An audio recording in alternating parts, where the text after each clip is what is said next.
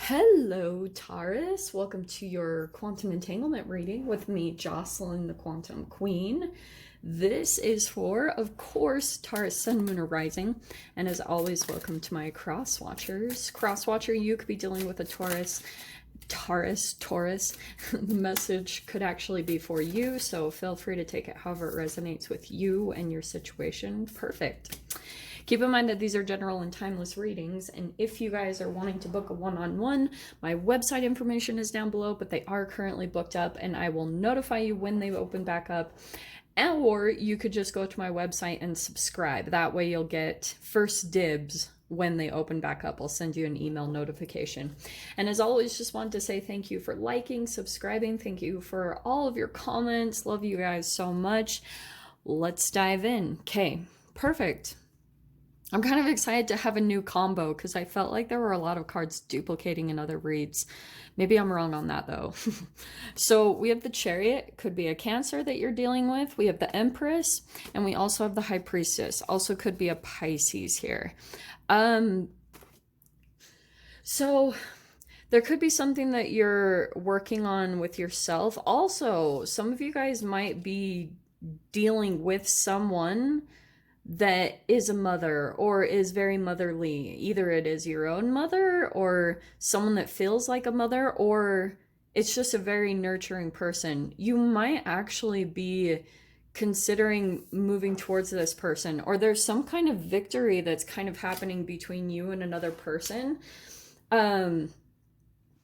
Probably because there's been some sort of, I do get the sense because of the Chariot and the High Priestess, maybe there was some distance between the two of you, or you guys just took some time to yourselves.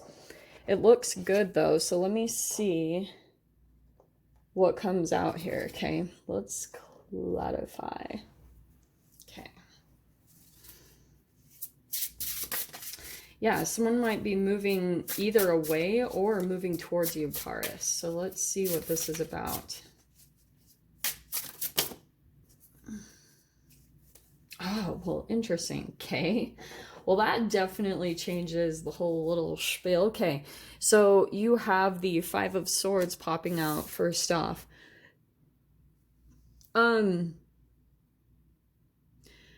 That could be some mind games. Okay. Okay. Bear with me. I think that you and another person, Taurus, like someone's not communicating. There's a lot of love there, and like a desire for things to be victorious, but there's a lot of mental confusion between you and this person. And I feel like this could be mind games, or it's almost like a bit of a power struggle. Okay, it's like automatic. And maybe because there's a certain degree of emotional enmeshment, or kind of like a back and forth projection between the two of you, of both of you kind of like maybe even having judgments on each other's lives, and you know, like seeing certain things about each other, but it's like this crazy mirroring that happens between the two of you. But look what's overhead. You have the Page of Cups. There's like either what you're thinking about, Taurus, or the other person. Isn't it interesting that that's a water sign energy, and I was talking about that this could be a Pisces? Okay, chill, Joss. But that's like a desire to come forth with emotions or an apology, or maybe there's been enough distance, but it might be about coming about time that there will be a reaching out. But also, this person has a lot of inner conflict, or maybe you do, Taurus. Like this could be the entanglement between the two of you, is like there's this kind of desire or something to be closer and to actually emotionally connect, but it's not really happening. There's a holding back and trying to control the emotions. So on the bottom here, we have the Two of Cups. That's a partnership. That's a union. This is a person that really, this is a deep kind of soulmate bond and connection between you and this person. In the past position, we have the Seven of Pentacles, and there could be a long history between the two of you, or it's just been a very patient process between you and this person. It's like you've had, like I was saying, a long history with them, and here's the other thing I get is just because the history between the two of you, it's not impossible, but it's almost impossible to rewrite certain things. And there could be a lot of like unhealed emotions that are tied to certain things in the past, or maybe like this underlying resentment that things were harder than they should have been. And maybe it all came down to the way that you guys would communicate was more with your minds, and the emotions were kind of lacking. In a way, I kind of see this chariot now as a little bit of pride, or, you know, like on either or both ends, about really being able to come together. And so there is, what is that? Oh, the Six of Wands. Okay. I always mistake this for the Knight of Wands. I don't know why. So there could be, okay, you guys always know I talk about this could have been an in and out relationship in your life. It's probably tied to some type of trauma bond energy. It might be close to coming back in, and it's tied to another area of your life, Taurus, that maybe you're having a bit of issues like staying consistent with something. You might be kind of in and out, and just because of your energy and your vibration, it might bring this person back in the door.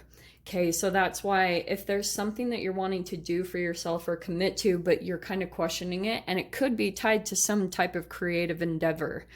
Like maybe if it's even just something that you're doing on the side that you have a desire to do, but you're not, like writing or drawing or painting, or, you know, it doesn't have to be straight up that creative, but there just could be something about you really committing to something, and this relationship will probably come in and highlight that aspect for you.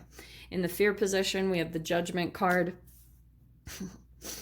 Well, it's almost like it's not necessarily that there's a fear that this could come back from the past. For some of you, it could be. You could be kind of like trying to resist this coming back into your life, but it might come back in for another kind of catalyst into your growth to push you into certain things. Because Taurus, believe it or not, and this is for everyone, but you also could be the very intuitive one, that your intuition is kind of communicating, or your higher self is saying, do this, do this, do this, and you keep kind of pushing against it, or there's just kind of like maybe some stress or just a little bit of some like I'm kind of getting the sense that you feel also like something is too much work, or it will take too much time to really turn into something that's like useful, or does, and even though it will bring you a lot of love, it's almost like you're having two sides of the coin with this thing. There's something that you're meant to be doing in your life, okay, and you've kind of been in and out with it, so a person is coming in to highlight that part of you, okay. You have popping out the Five of Wands, so you have two fives now, which is telling me that there's possibly some conflict, okay, straight up. And this is almost what you always expect with this person, because the Knight of Wands, that can be a conflicting relationship, and it could be for some of you guys a relationship where there's gaslighting or manipulation or things like that, and then there's like this opposing energy. It's almost like you're dealing with someone who always just opposes everything that you say and you do, and that resistance is, like I've been telling everyone, it's going to be catalytic for you. It's going to push you right into the direction where you're needing to go, just because of chemically that's what you're still trying to balance out. So the more that you stick to certain things in your life and actually commit to them and make them happen, you'll go through this level of awakening. You also, oh, this is the other thing I'm seeing here. You're about to level up, Taurus. You're about to like step into something huge and significant, and it's also tied to this process. Like there could be certain things that your intuition is telling you as far as what to do for your self-care, and it's going to bring you a lot of victory and success. But you also might be kind of afraid of actually going through that doorway and pushing through, because maybe there's unknowns on the other side. Maybe you're questioning if you can handle all these added responsibilities, or this added like if it's a promotion or an elevation in status in some way, shape, or form. Maybe there's certain things that you're questioning, like, Am I really ready for that? And those are natural questions, but sometimes you can be in resistance to your own like desires that are trying to put you into an awakening or a rebirth into your own life. And if that process becomes too intense, or you start to rise too quickly, that's sometimes when self-sabotage can comes in, and how you turn into the Knight of Wands, sticking to something and then falling away, and then sticking to something and then falling away from it. It's until you finally get that energy balanced out and consistent that it will stick, and you'll actually level out and stay consistent in your next level. It will stay. You know what I'm saying? In your mind, we have the Emperor. There you are, taking power and control. Okay. And that could be the person that you're thinking about. Like, this could be someone that almost energetically senses you. With the High Priestess, it almost even could be weird and telepathic. That's the entanglement. That almost when you go through this internal shift yourself, then all of a sudden it's like you might get these little indicators that that person is going to come back into your life to teach you this lesson and to get you back on track with where you want to be. Which, so if you're entangling with an Emperor and they come in and try to be like, my way or the highway, this is what it is, what's happened is you're going back into your shadow with that Knight of Wands. You're going back and regressing and shifting through different states of consciousness. So it takes you back to a time where you maybe questioned yourself, a time in childhood. So you literally kind of regress back to a childlike state. And that's why you're trying to also like pull in Emperors, because that repression that they almost like push upon you is going to push you enough to actually maintain that status yourself, getting your power back. Does that all make sense? It's a huge like archetypal and energetic shift that you're experiencing as you go through this. And your final outcome cards. This is so cool. And that's so crazy. We just got this for your like, for the reads I did for the Aquarius full moon.